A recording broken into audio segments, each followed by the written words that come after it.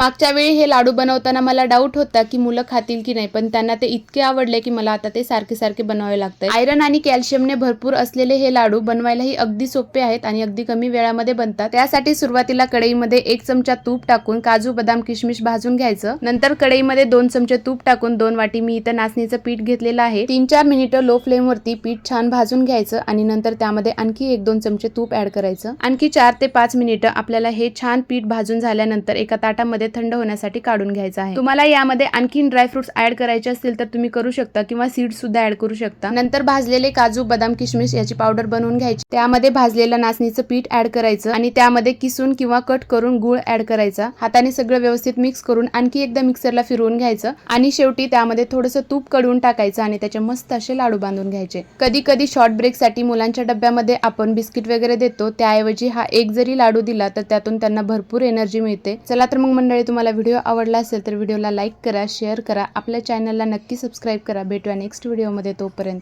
Bye bye.